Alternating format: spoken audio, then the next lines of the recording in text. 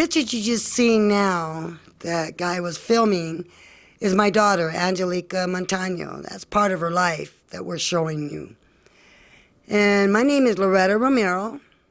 I'm from here in Albuquerque, New Mexico, land of enchantment.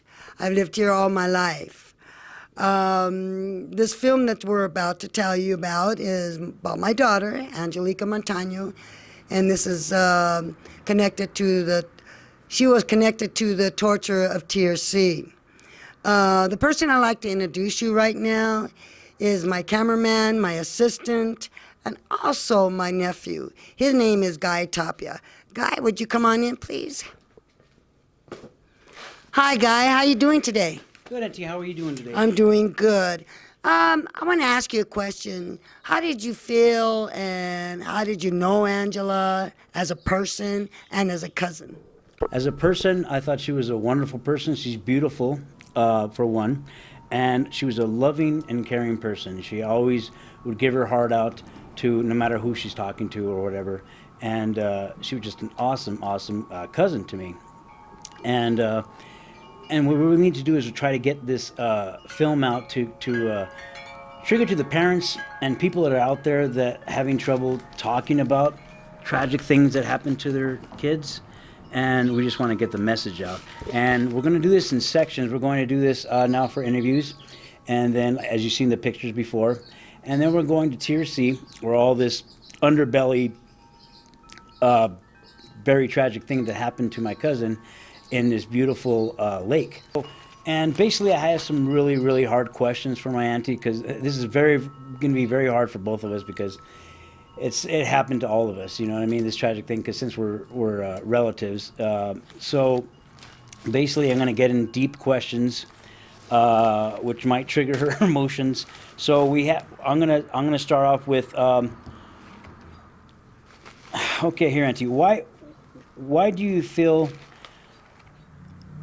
that Angeleka didn't get her justice? Well, Angela didn't get her justice is because she passed on before even her first court. Actually, Angela was the second victim at TRC torture and in Elephant Butte. She didn't... Actually, Angela was the first victim to testify towards this person that was torturing young women. So, like I said, she was the second victim, the first to testify against this gentleman. And so she really never did get a justice on this. And so, Guy, that's why, the reason why we're doing this film. It's very hard to lose a child. But like I said, Guy is helping me do this film. We're doing this because I have to do it, and I figure if I get her name out, that would be called, would you call it justice? Getting her name out, since she didn't go to her court with this gentleman, and she didn't get to speak her words, but she did actually a little bit with the magazines and the books and stuff like that, which I disagreed with her doing that, is because I figured she needed help first. She had to help herself before she went out to the reporters and stuff like that. But she did it behind my back, you know, and I think now maybe I feel a little guilty because she didn't get her name out enough to let other women and parents as well to be careful and just to watch it with everybody else and not be trustful, you know. And she wanted everybody to know what she went through with this man, you know, which is the torture of TRC. And we both believe that Angeleka Montano didn't get the justice that she deserved. And this is the reason why we're doing this. and it's just so rough, you know what I mean, as a parent, because I have no idea what she's going through, because I have nieces that I love very, very much, but I have no idea what that is to lose a child, and I couldn't just imagine what she's going through. So, and that's why we're doing this film, you know, for people that are out there too that can't really speak for themselves either, you know, we're trying to trigger that kind of audience too, because, you know, a lot of people have lost their child and they don't know what to do. So this is kind of like, you know, just to help them out too. You know what I mean? Because I know everybody needs help out there, but you know what I mean. It's just great to have this film that we're making so we can help. You know, and here's some other questions that I have for my aunt. I know Angeleka was a victim. Where does she stand as a victim now, Auntie? Oh, Guy, how do I explain this? She still is a victim. Even though she passed on, she still is a victim. And she did get tortured. And the funny thing is my grandboys, Nick and Abel, are still getting tortured, and myself, we're still going to torture. Not that this man just tortured my daughter, but he tortured the family as well. And it still hurts. It still hurts because I'm sorry, because like I said, she didn't get her name out. She didn't get to tell this man how she felt about him, or how she felt about him torturing her, you know. And now I'm here to do that. I'm here, even though Angela's gone. Angela was a beautiful woman. She had smiles. She was so joyful. Her personality was unbelievable. She was a good person, good-hearted person. And after the torture, she changed. She changed drastically. I mean, her personality, even her looks, her attitude, very quiet.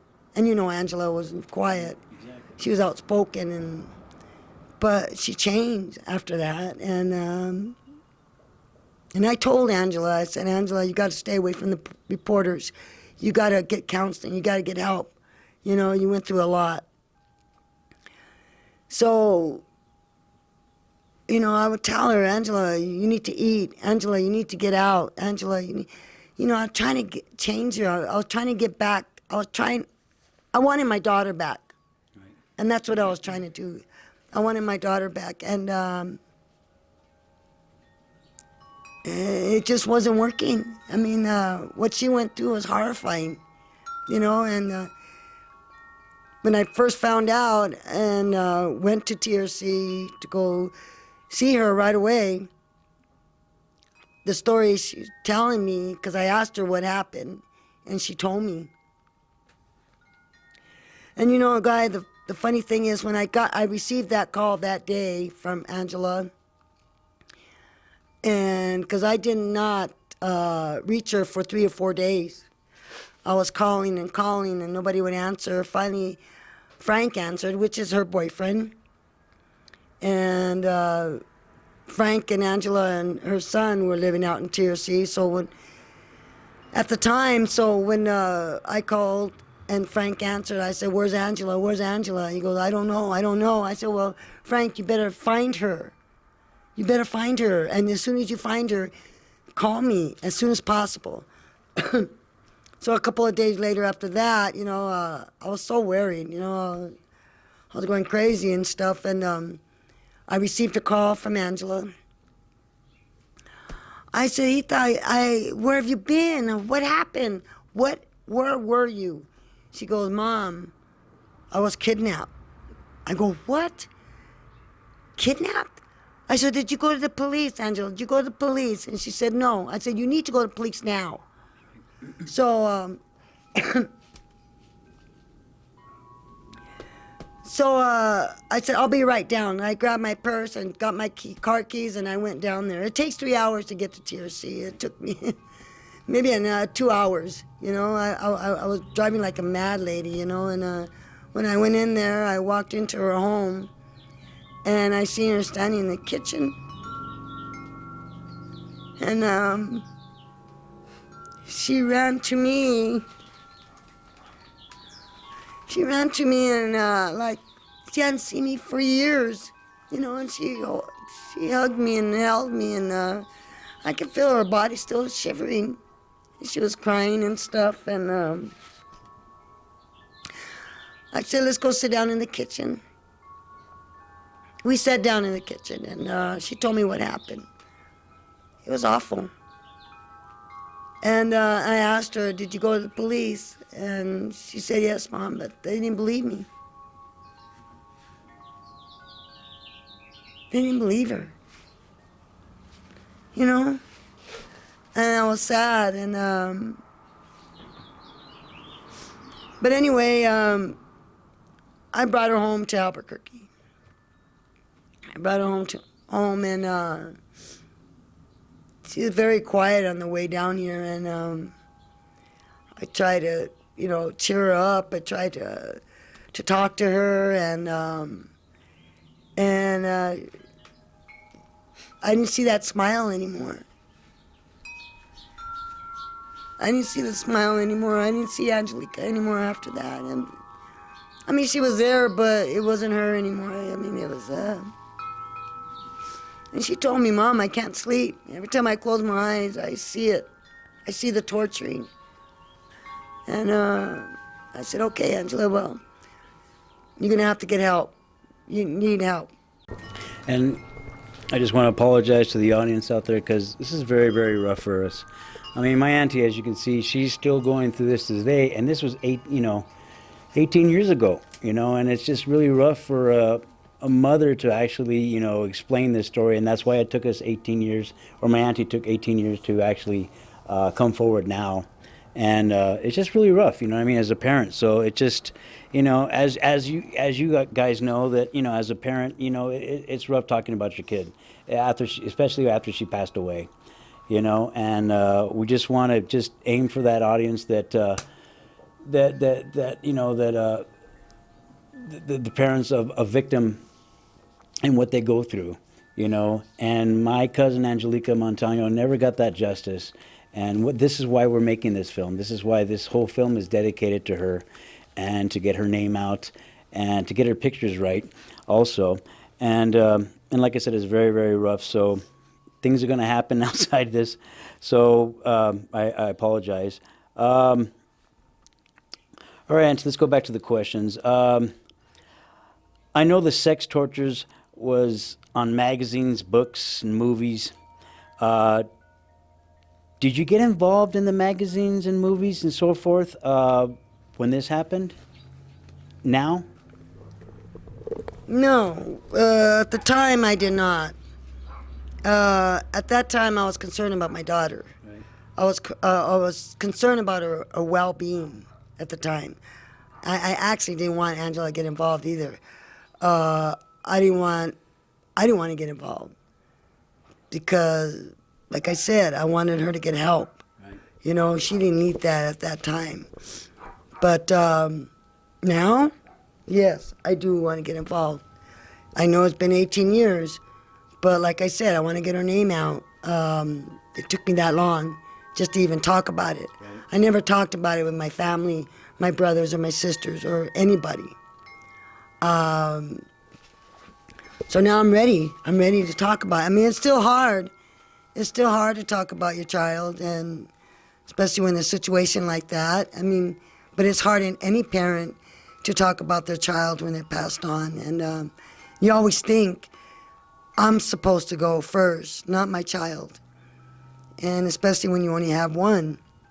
But it doesn't matter if you have 1 or 2 or 10 children. When you lose a child, it's very hard. And it's hard for me now to talk about it. But at least I can say, hey, Angela, I'm doing something to get your name out. I'm doing something to get justice for you. And that's what I'm doing. I want to get justice for my daughter. But you have to ask yourself, is this justice? Maybe not. Is my boys going to torture and myself? Yes, we are. And maybe that's justice for us. I don't know. Right. But I just feel like she needs something. I have to do something before I'm gone. Right. And it just, oh God, it's just so rough for us, because it's hard to lose a child. I have no idea what that is. I have nieces. I have 3.5 nieces, and I love them to death, But to lose a person like that, it's your daughter. It's just really overwhelming, and that's why I said this is really hard for us to do. But we need to get this done. You know what I mean? Because my auntie didn't have a voice for a long, long time because she was getting tortured herself.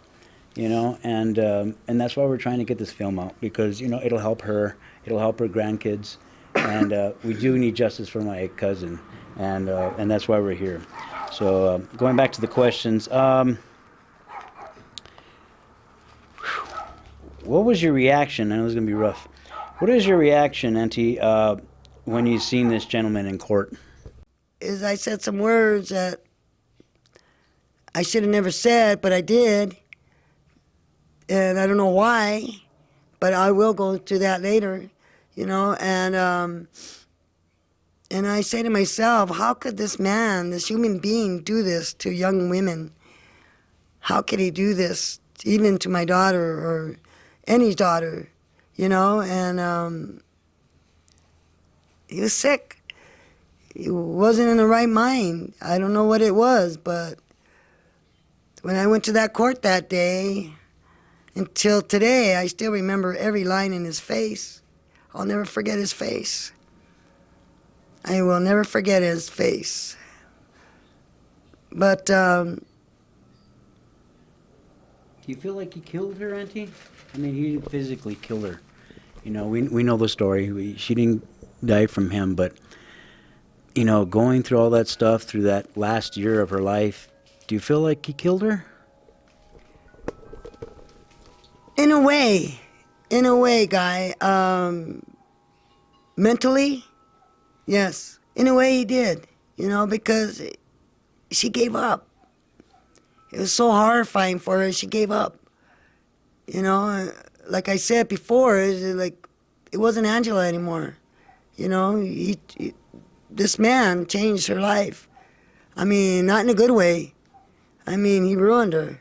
Right. He ruined her smile, her personality. He ruined her. Just like the other women he did, they'll have it in their minds for the rest of their life. Angela's passed, but these other women that went through, they'll have it in their minds for the rest of their lives. That's why we're here. We are going to be the voices of Angeleka. And like I said, she didn't get the justice that she deserved, and that's why we're doing this. And we're speaking through, to the parents of victims that happened to this, because we know how tragic that is, and it's a horrifying thing that we live in a place that we live in, but we have to accept it. But the one thing we don't have to accept, we have to make sure that you watch your kids. I mean, it's just so vital nowadays because, things that happen in LA, things that happen in New York, or where they lost their children, that's why we're being this. We're being the voice of those people, the victims, of what happened. So we really need to get this out. That's why we're doing this film. And it's funny, Guy, now you mention it. Albuquerque is getting so bad. Right. Getting worse in New York and everything like that. And yes, we are being the voices. We're being the voices, but we also want to be the example for other parents. Like I said, watch your kid. Albuquerque is getting so bad with drugs, with killings, raping, and everything like that. You know what? Somebody's got to speak out and say, hey, when is it going to stop? Right. When is our children going to quit getting overdosed? When are our children going to quit getting shot? When is our children, it's our children. These are our future. Right. I mean, I know we love our kids. We can't be there 24/7. I know that, but we could kind of be there to let them know to be careful. I live in a place where, and we're in Albuquerque, the land of enchantment. I'm living in the place with radar and all over, just to protect myself. I was a kind of parent like I was like a pet bull. And I'm sure there's a lot of parents like that with their children. And that's the way I was, like a pit bull. And the only problem is I wasn't there to protect my child. And that's the message I'm trying to get out. I wasn't there to protect my child, and I was always there for her. I was always there protecting her. But at that time I wasn't, and that's what kills me. And I don't want you to go through the same. I don't want no parent. No parent should do that. A lot of people say, I should have been there. Well, you know what? I should have been there too. But you know what? Can't That's always be one there. time I wasn't there. Right. Right. You know what I'm saying? Yeah, Auntie. Yeah. And it's rough for us, man. Because I mean, this tape is what we're doing this movie for is for the people that are out there, but it's helping my aunt too, you know. And doing this film, we've already done good footage already for a long time, and it's like, you know, every time I film her, you know, emotions come out, you know, and I totally understand that. But it's like, you know, you can't always be there for your kids, and this is one of the proofs that it happened. You can't always be there for your kids, but my aunt was a good mom, so it could happen to anybody out there. So just watch your kids, man. That's all I'm telling you. Just be careful to watch your kids and listen to what they say. You know when you say, you know when your daughter or your son wants to talk to you, you gotta listen. You gotta really listen, because maybe they'll lose something tragic. You know, maybe something tragic will happen to them, and you don't want that as a parent. As my aunt tells us clearly, see, you don't want that as a parent. And yeah, and just one more question I have for you, Auntie. What's the message you want to give to the parents out there? What do you want to say to them? Love your children. You know, love them. Be the best person you can be, and be the best parent you can be. I know there's a lot of good parents out there, and we do have busy lives, you know. With the economy and everything, we do have busy lives. And, you know, there's kids out there that have cancer. There's, you know, and, you know, just be there for them, you know. And my heart goes to them as well. And my heart goes to any children, because they need that chance. They need that chance of life, you know. And I think everybody should have a chance, you know, and just be there for them. You know, I was talking to a friend one day, and when I made a tape so I can do this film, to get my interactions out of my soul. And that was the hardest thing I could ever do, is do that tape. And I was by myself in my own home, you know, and I said, all right, I'm going to do a tape. And I went through the whole story that I went through of my life with my daughter, Angeleka, and the TRC torturing. That was the hardest thing I could ever do. So that's when I figured. And I did decide to do something a few years ago, something like this, Guy, and I thought, you know, I'm going to do it now. I'm ready to do it. Of course, it's, you know, it's kind of hard, but I was speaking to a friend at one time over the phone, and I did tell her what I was thinking of doing, and she said that would be awesome. And she said, Loretta, you know, if you could help one person, that'd be fine. If you could help 10 people, that'd be great. If you could help 100 people, that'd be wonderful. And that's what I'm here to do, is send out a message. And my daughter, you know, get her name out, get her known as a victim. And that's what I have to say. Do you have anything to say? That's why me and my aunt has such a passion to get this message out to people, because, you know, so many people go through the same exact thing and nothing gets done. And we want to make sure that it gets done. And that's why we're here. And, you know, like I said, it's so hard. You can see as my aunt is going through pain still, like it happened yesterday. And I totally understand what's going on through her, you know, and it's just rough. But, you know, and like I said, it's just that focus of that, you know, of the victim. And we just basically want to get this done. And that's why we're doing this film. You have any closing statements, Auntie? Yes, and I thought of the name, of this film, Torture of an Angel. My daughter did get tortured, and she was an angel. And Angeleka, this film is for you and for the other parents out there that had lost their children as well. And we are going to go through, like I said, we are going to go through other areas and talk and explain what happened in the certain areas. But I appreciate you watching us and giving this chance to help you and maybe help other people.